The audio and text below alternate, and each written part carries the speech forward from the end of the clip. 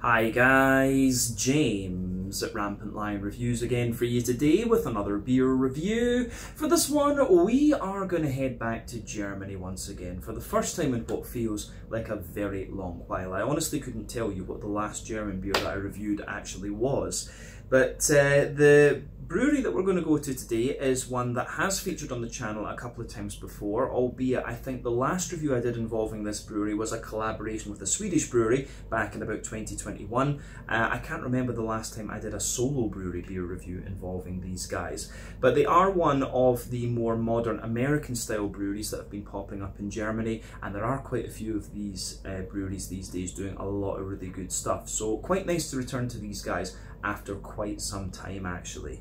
But the beer we're going to have a look at today is a style that I don't think I've tried from these guys before, if memory serves me correctly. It is one that they are supposed to do very, very well, and with it being German beer, I'm quite confident that it will be pretty damn good actually. So needless to say, I'm very, very curious to see what this beer is going to have in store for us. Hopefully it's another good beer.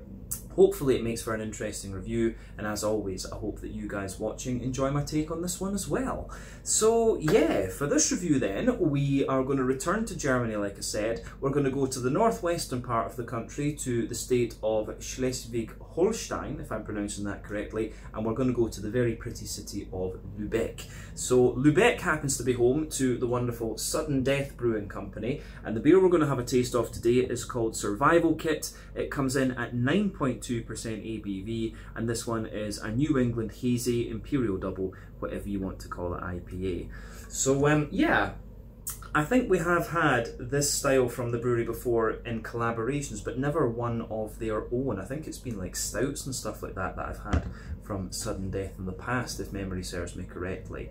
But these guys have developed a lot since I first encountered them a few years ago, and it was really cool to find some of their beers here in Hong Kong. This is yet another one that I picked up from the wonderful Gur beer in the One Mall in Tsim Sha Tsui in Kowloon here in Hong Kong. They had quite a few different Sudden Death beers, but this one caught my eye because of the artwork and the name and things. And you know, if you get a choice of beers from the same brewery, usually that's what it comes down to, which one you like the art on and which one you like the name of. So that was certainly the case here. But like I say, first review involving these guys since 2021, and I'm definitely glad to have some more German beer for you here on the channel as well. So let's crack on with this one then and see how we go on. The Survival Kit, 9.2% New England Hazy Imperial Double IPA from Sudden Death Brewing in Lübeck, Schleswig-Holstein in Germany. So as always with my reviews, I'll tell you a little bit about the brewery before we taste the beer. If you want to get straight to the tasting though, just fast forward. All the usual links can be found in the video description below. That's the brewery website, the link to my other reviews that I've done from Sudden Death Brewing before, and we will see about adding more to that list at some point in the near future, because these guys are very good like I've said. But there's all the usual social media down there. If you want to see more reviews, do please consider subscribing to the channel. The support that you give is massively appreciated, and remember, you can go into the channel homepage and search for beer using the geography tagging system. So just go in there, use the little search bar, put in your hometown, state, county, province, prefecture, whatever you like. If I've reviewed beers from the area that you search for, they will pop up. Failing that though, you can check out the playlist of beers from different countries. You'll find this one in the German playlist, along with a number of other things that's been added to whenever I get the opportunity, but it's a little bit difficult of course because German beer doesn't come across to Hong Kong all that often, unfortunately. I would like to see more, but yeah, hopefully I can get some more German beers done for you when I make it back to Europe. We'll see about making that happen.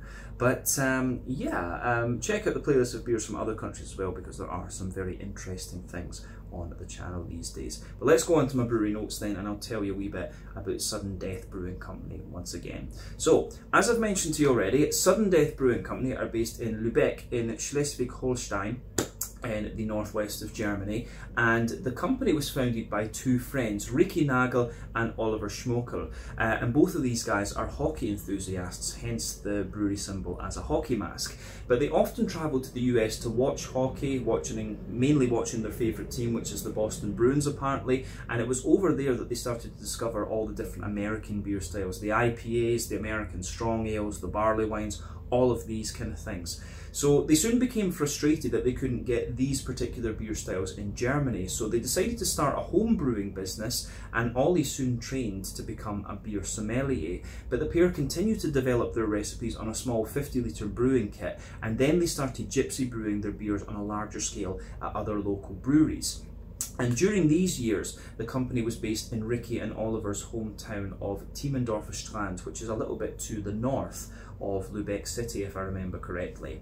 But over the next few years, they continued to build up their profile, and their beers got very, very good reception throughout Europe, of course. These guys were one of the first American-style German breweries to be known throughout Europe, along with the likes of Frau Gruber. But then later in 2022, they opened up their own brewery in the Golland shipyard in Lübeck, and this apparently has become a little bit of a hub, this area, for small businesses and cultural events within the city. But the new brewery has quite an impressive brewing facility. It's got an on-site taproom that serves pizzas, and they offer tours and things like this as well. But as of August 2024, when I'm filming this review for you, these guys have produced around 230 different kinds of beer according to Untappd, and they do a wide variety of different styles. I think it's lots of different IPAs that they do. I have seen quite a few imperial stouts and things like that from these guys over the years, and yeah, I think they're starting to do sort of smoothie sours and things like that too. But a very, very good brewery in my experience, and one that is definitely worth checking out if you get the chance. These guys and Frau Gruber are probably the best known. Yeah, and Brewing as well are probably, those three are probably the best known American style breweries in Germany these days, and are definitely worth checking out. But yeah, that is everything I can really tell you about Sudden Death Brewing Company for the moment. If you want to learn more about these guys, you can check out the brewery website, you can follow them on Facebook and Instagram to keep up to date with all the latest goings on, and you can check out the Rate Beer, Untappd and Beer Advocate pages to learn a little bit more about all the different beers that these guys have done. So yeah, let's go on and have a little look at this. I have to admit, having seen the pictures of the brewery, I would like to go there and do an out and about video, so that's maybe something I need to try and schedule for next year in Europe, because that would be really fun. But yeah, let's have a little look at the beer itself then. So as you can see, the artwork on this one is pretty cool. I do like that, the survival kit. There you can see the Sudden Death Brewing Company symbol in there, which I thought was quite cool. It kind of reminds me a little bit of, you know, the oh, I can't remember, you know, the Jason Voorhees series of films. The name's gone right out of my head there. But 440ml can, as you can see, plain silver top on it there. I think this beer, if I remember rightly, it cost me like 100 Hong Kong dollars, so that's about £10 sterling, maybe 11 euros, $12 American, something like that. But yeah, New England Hazy, Imperial Double, whatever you want to call it, IPA, this one. I did write down the hop profile for this, so apparently they've added a little bit of Czech Žatec into the mash here, which is quite interesting. I've not heard about that being done too often. But it's early edition hopped with HBC 682, Millennium, Strata and Idaho 7. It's late hopped with Idaho 7, and then it's dry hopped again with the same mix as the early edition mix in there. So out of these hops, HBC 682 is a new one to me. So obviously it's an American hop. It's developed from an experimental variety and a UK male. It gives you 18 to 21% alpha acid. Remember that the alpha acid determines how bitter your hop is going to be almost, and then the beta acids are the ones that give you a lot of the flavours and things. But it's known for its herbal and earthy characteristics. Millennium, on the other hand, is one that I don't think I've come across all that often before. So it's a US hop developed by Haas, directly descended from Nugget, and it was released in 2000, hence the name. 14 to 16% alpha acid, and is supposed to give you quite a resinous and peary type character. The other hops, of course, Czech Žatec is normally about 4.5% alpha acid, gives you that quite big, distinct, spicy floral aromaticity. Strata we know quite well. Strata's going to give you that, it's about 14% alpha acid American hop. It gives you that kind of strawberry, red curranty type thing. Idaho 7 is of course known for its soft tropical fruits like mango, apricots, papayas, stuff like that. And again, I think that's about 14% alpha acid, and it's American. So quite an interesting mix of hops in this particular beer. At 9.2% ABV, it is leaning toward the heavier end of the double IPA spectrum. But you know, when you get to 10, I think that's when you have to term it as like a triple IPA. So yeah, I think we've said everything we need to about the actual beer. Let's get it out into the glass then and see how we get on. It's been a long time since I've had a German IPA of any description, let alone a New England hazy, but I'll be keeping my eye out for more German beers here in Hong Kong, of course. I do miss my like Doppelbock and Helles and stuff like this. I lived in Heidelberg for a year and studied there, and you know, I loved the traditional German beers. I need to get back there and work for a couple of years or something. That'd be awesome. I love Germany. But yeah, anyway, you can see we've maybe got about 80% of the beer out and into the glass at this point. And you can see it's poured. I gave it a little bit of an aggressive pour there, but it's got about a finger and a half of a frothy, I would say kind of cream coloured head. There are smaller bubbles on the surface and more medium-sized ones the further up that you go. But yeah, you can see that the colour of this one is really, really nice.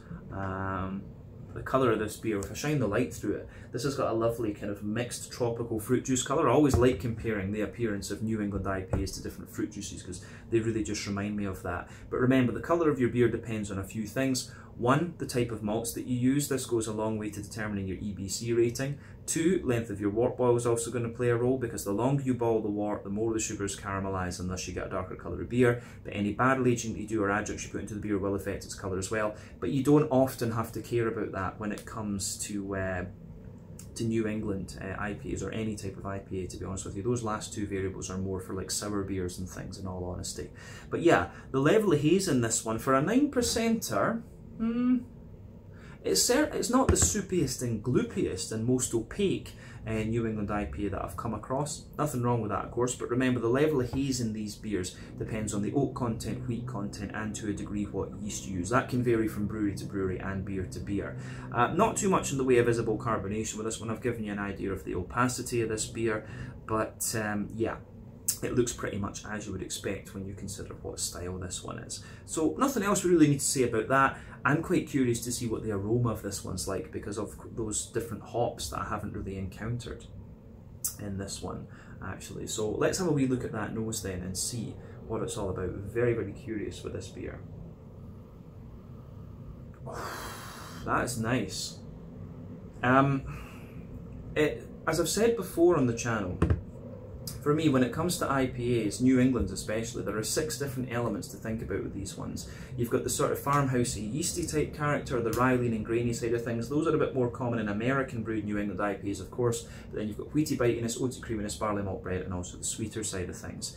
So you should always look for these. This beer for me is really interesting because I actually find this one leans a bit more toward the yeasty side of things. But considering the characteristics of some of the hops in this, the HBC and the Millennium in particular, it actually, the yeasty, woody, it has quite a little bit of a herbal, woody, earthy type thing coming out of it, and that makes it feel as if it leans more toward the yeasty side of things. So yeah, this one, it's really interesting that it almost comes across a little bit more like a kind of farmhousey IPA because of these characteristics.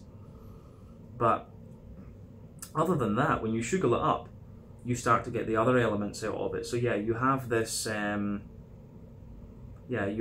lovely kind of earthy sort of note out of it. It gives you everything you want though. You've got a nice malty component to it, you've got a nice bright green component and some nice fruity characteristics there. But like I say, some of the hoppy characteristics give you that impression of being a little bit more yeasty almost. So let's just break the aroma down and describe it for you a bit more in depth. So the backbone of the beer, you can smell there's a little bit of like a fresh kind of wholemeal brown bready bread crust in there. For me, that's the backbone of the beer. You've got little elements of woodiness in there. Yeah, there's little elements of woodiness in there. There's a little bit of a kind of crackery note to this one as well. So yeah, little bits of cracker in there. And on top of that, you start to get the bread. I would say that most of the bready character in this beer is white bready. So you can smell that more barley malt white bread coming out of this one, for sure. And it's got a little bit of sweetness to it as well, actually. I do miss the German bread. When I lived in Heidelberg, I used to love going to the bakery like 2 or 3 times a week and just getting some pretzels and some bread and things. It was wonderful. Loved it. But yeah, the bready character that comes out of this one's awesome. You've got that lovely kind of dense and slightly sweet white bready character in there. You've got a more, you can smell a bit of sweetness out of that, but you can smell a little bit of a more bitey, wheaty character toward the nose in there, towards the back of the nose in there, than that dense white bready character from the wheat itself. Yeah, the way that all of that pieces together in this one, I think, really is very, very nice.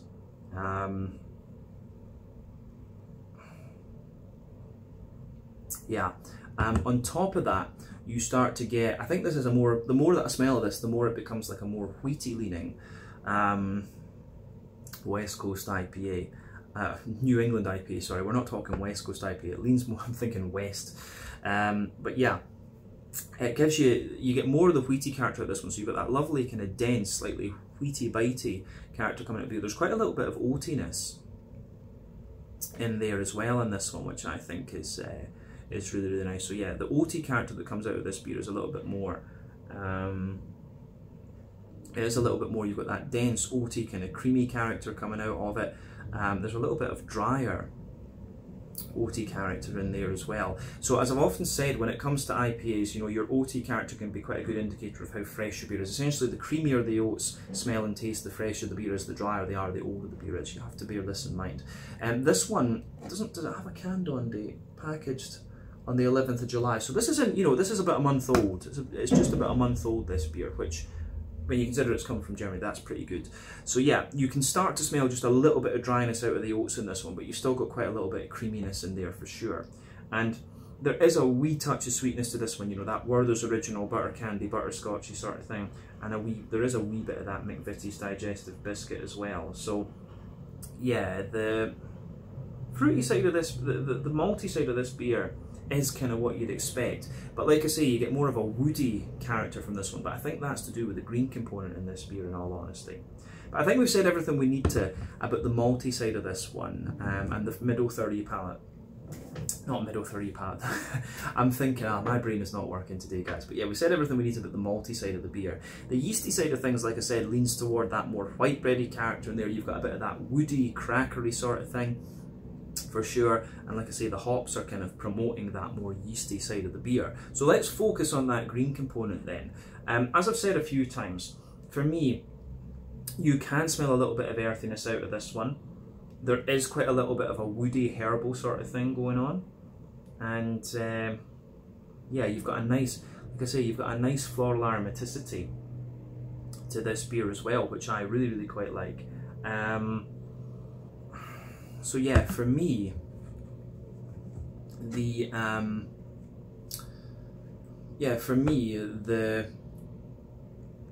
fruity, the hoppy side of this beer is interesting with that woody, herbal kind of backbone to it and the bit of earthiness in there. But you do get quite a nice little bit of like floral aromaticity to the beer as well. It's quite bright, and then you've obviously got that more zesty, grassy character coming out of this one too. So you need to remember with IPAs, there are 3 different kinds of hoppings that you can use. So you have early addition hopping, which takes place within the first hour of the wort boil. That gives you a deep, dank green component aroma, but it also is contributing mostly to your bitterness. You've got late addition hopping, which takes place within the last half hour of the wort boil usually. It gives you more of a bright green component, and you've also got that bright green component. It gives you more of a kind of, it contributes a little bit of bitterness, but mainly flavour aroma, and it gives you a more kind of bright green component in terms of the flavour and aroma. You've got dry hopping, which takes place after the wort boil is complete, and that one is all about flavour and aroma, and it gives you more of a, as I say, it gives you a little bit more just brightness to the aroma of the beer. I think that's the best way to put it. But New England IPAs rely on late addition and dry hopping. West Coast IPAs use all 3. So yeah, you can tell with this one, the brightness of the green component is late addition and dry hopping for the most part. Although the mash hopping in this one, I wonder if that's giving you a bit more of the woody, herbal sort of thing in this one. And they have used a little bit of early addition hopping as well, which is interesting. So maybe this beer will have a little bit more bitterness and dankness and stuff to it, which is interesting. But yeah, you do get a little bit of that resiny character from the Millennium, of course, too. But I don't know if I'd call it piney resinous, but still. Anyway, the fruity side of this beer for me, I get like an almost kind of guava sharpness out of it. But yeah, lots and lots of like juicy mango, which is going to be the Idaho 7, of course. Apricots, pineapples. I do get a little bit of oily pear, incidentally, as well, which I think that was Millennium as well, that was supposed to give you that. So I do get a little bit of that oily pear in there. And you can smell a wee bit of the kind of juicy strawberry notes red currant almost, that you'd expect from Strata as well. So yeah, the fruity side of this one is really, really interesting, but this beer, I have to say, is quite distinctive from a number of IPAs that I've had in recent times. The aroma of this one is really quite quirky and quite unique, I have to say. So yeah, thumbs up to Sudden Death for giving me something to think about. That's what you want after 4,000 odd beer reviews. But yeah, this one is the Survival Kit, a New England Hazy Imperial Double, whatever you want to call it, IPA at 9.2% ABV from Sudden Death Brewing Company in Lübeck, Schleswig-Holstein, in the northwest of Germany. Let's get stuck into this one. Slange, Skål, cheers, Prost.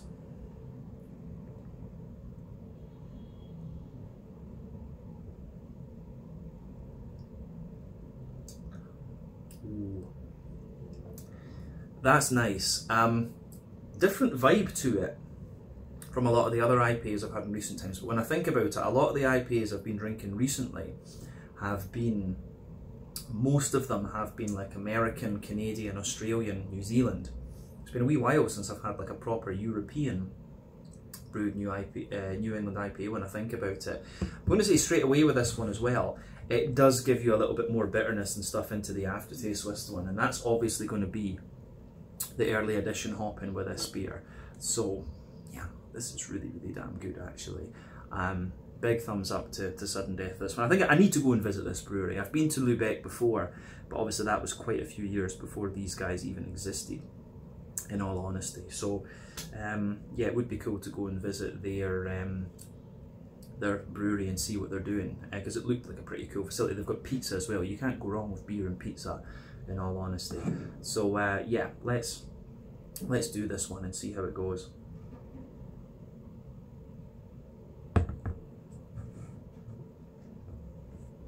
So,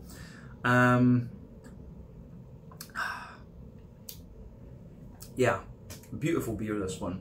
I'm going to enjoy this. Lovely, big, thick, creamy New England IPA. A little bit more hoppy bitterness to it, and of course, you have those earthy, herbally, woody type notes to it as well, which aren't that common within this beer style. But let's do as we always do, just break it down and describe it for you a wee bit more in depth. So, middle third of your palate then, the backbone of this beer, it's that lovely sort of fresh, wholemeal, white bready bread crust there. As you move further forward on that middle third of your palate, of course, you're going to get the wee bit of woodiness in there, and then you've got that kind of smattering of Jacob's cream cracker coming out of this one. So yeah, the way that goes together in this beer is really nice. The backbone of this one, it does give you a wee bit more graininess, and the slightly bigger bitterness that this beer has into the aftertaste, it builds a good bridge with that as well. But yeah, above that you start to get the barley malt bread out of the beers.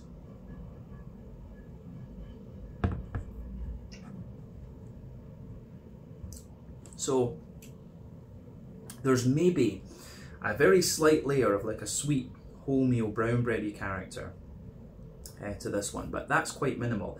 Above that you get the white bready character coming out of the beer, and you can feel that white bready barley malt layer, it's quite dense, and it does have a little bit of sweetness to it, which, like I say, I do quite enjoy. I like that sweetness of the white bread in this one. But then above that you can feel the wheaty character in this one, and as I've often said, European wheat is a little bit drier and a little bit more bitey than North American wheat. So above the barley malt white bread layer, you can feel the more dense, you can certainly feel that more dense wheaty white bready character, and at the back of that middle third of your palate, it's just got a little bit more bitiness to it. But then as you come further forward, it's got that little bit more kind of smooth character in there. So yeah, mix of different bready characters in there, but then you've also got the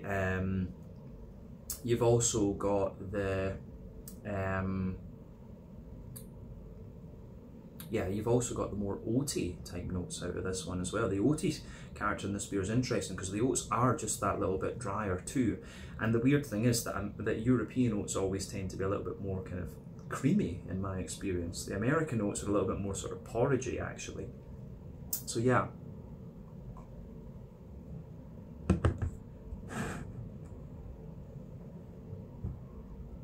So yeah, the oaty side of this beer then, if you go down the middle line of your palate, you can feel there's that lovely oaty creamy character in there, and as you move out toward the edges of your palate, it just gets that little touch drier, in all honesty. But this is quite a fresh beer, so the dryness out of the oats is kind of minimal in this one, to be honest with you.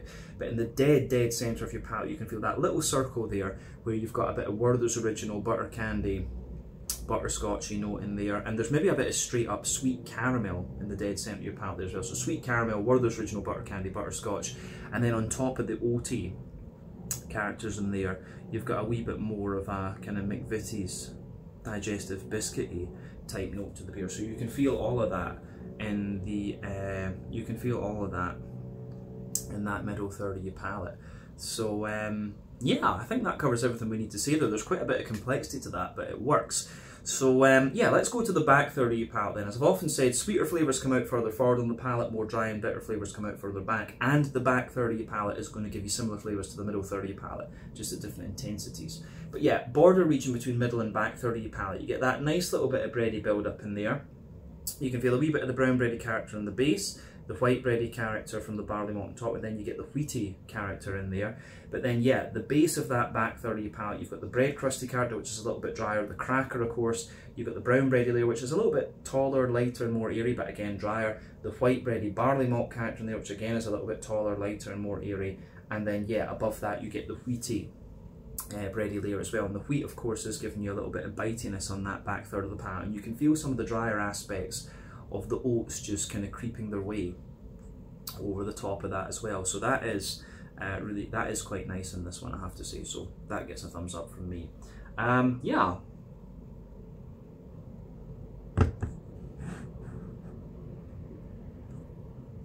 So for me, the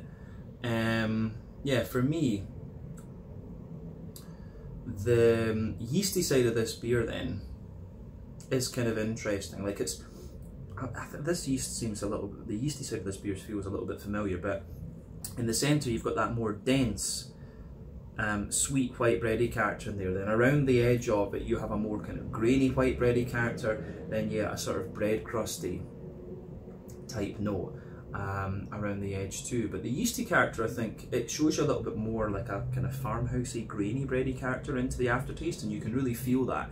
And as I said earlier, that builds a good bridge with the slightly bigger bitterness and woody, herbally earthy characters that this beer has. But definitely back third of your palate you can feel the flavour is taller, then as you come further forward into the middle third of your tongue it just kind of condenses down and squashes together that little bit more. So yeah, the way all of that goes together in this one is pretty nice too. Let's focus on the green component next. So back corners of the palate, you can definitely feel that little bit of earthiness in there. And as you move further forward, you get a little bit of woodiness, of course, and a little bit of herbal character. But then as you move further up the sides, it's more of a kind of piney resinous note that comes out of this one. I think that was the Millennium rather than the HBC 682. But yeah, you can feel this beer gets more and more sort of spicy the further up that you the further up the sides of the palate that you go with this one. So yeah, the way that all of that just kind of pieces together, I think is really, really nice. But round the front curve of the tongue, it's definitely a little bit lighter and more yeah, it's definitely a little bit lighter and more grassy, I would say. And yeah, it's got a little bit more kind of zesty character to it as well, which I think is very, very nice. So again, a big thumbs up to this beer.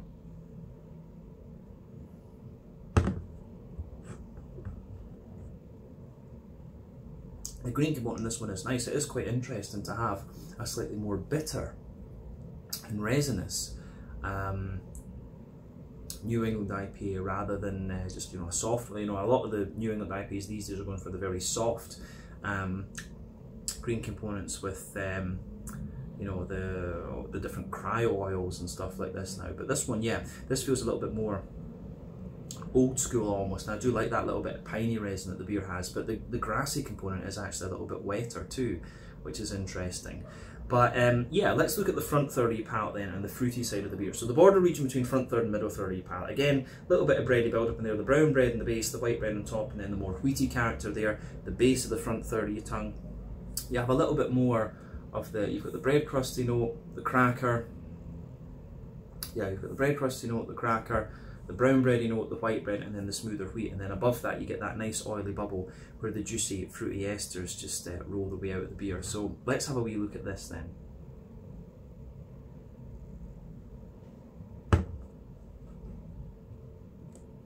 Yeah, Idaho 7 all the way.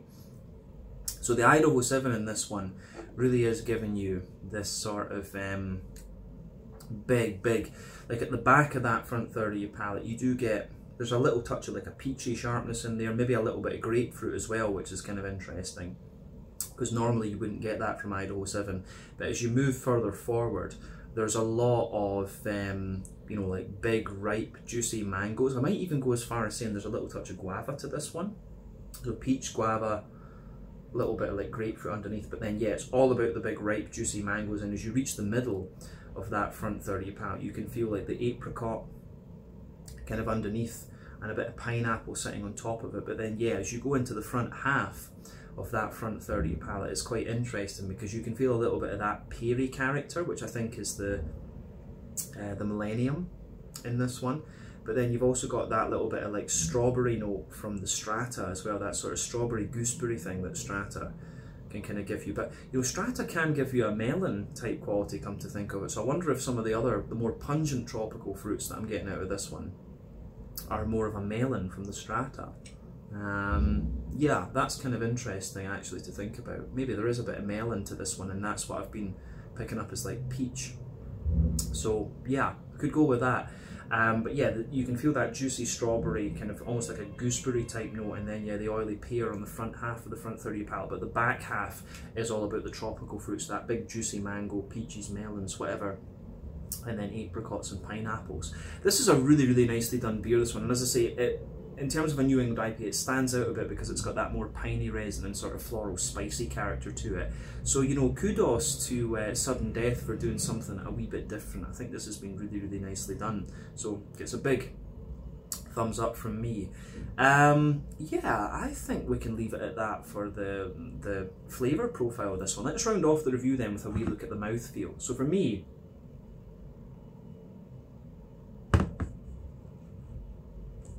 yeah, for me,